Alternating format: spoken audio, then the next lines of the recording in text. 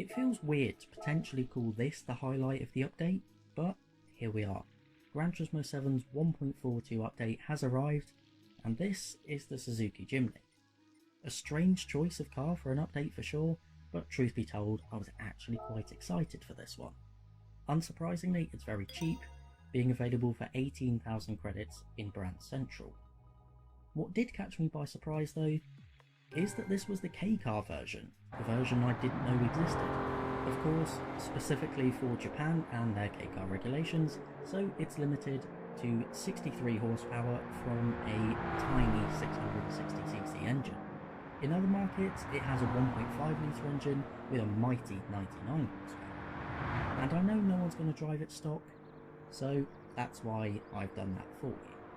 So, how is it then? Well, in a word, slow. Right, that's going to be it for this video. Thank you very much for watching. Right, I'm kidding. Yes, it is slow, but it was surprisingly fun hustling it around Suzuka Circuit East Course.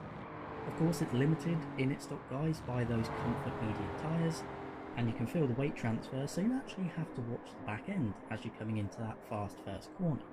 And then later on in the corner, it just kind of understeers. But it was pretty fun. However, we're also scientific around these cars. So I thought I'd compare it to the other Suzuki K-Car, the Cappuccino.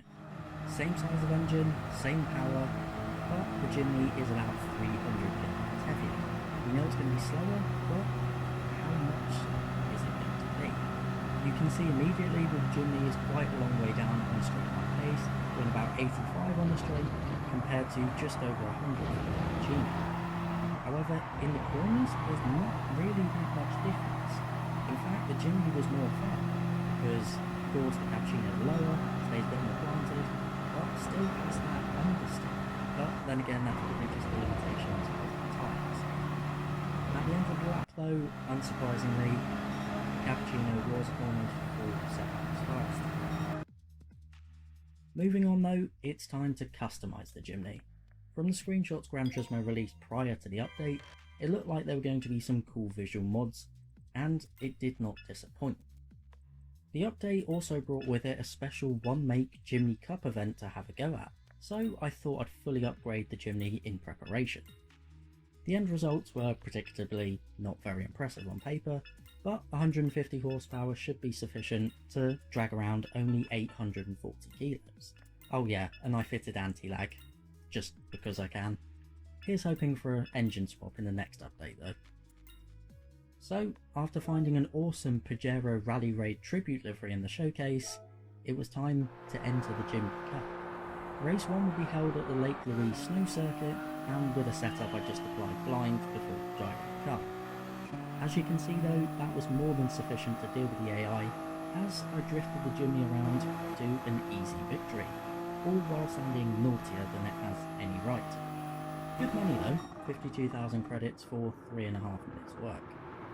After refining my setup a bit by raising the suspension, softening the dampers, and adjusting the forward drive torque split, I gave it a go on the gravel round at Sardinia Windmills. Again, the AI were dispatched pretty easily. I think if you want this menu to actually be challenging, try a stock Jimny. But this time, it was even more fun to drive. It dealt with the bump perfectly and was just so much fun to throw around. Obviously, there isn't enough power to really get in any trouble, but I think the biggest compliment that I could give the Jimny is that it makes Gran Turismo's rally physics actually feel half decent. Trust me, I know that sounds like damning with faint praise, but it isn't.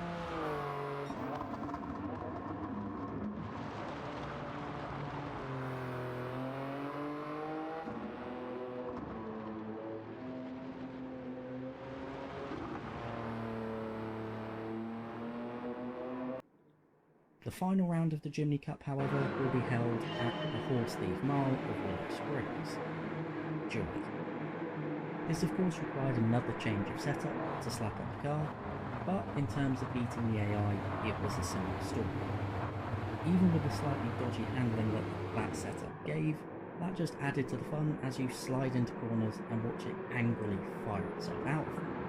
But it is a car I'd be happy to play around with and continue working with.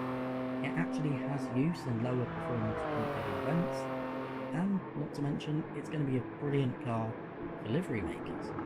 Most of all though, it kind of just makes me happy. So maybe it was a good choice after all. Shame the update didn't bring any other good cars to surround it, but hey, small wins.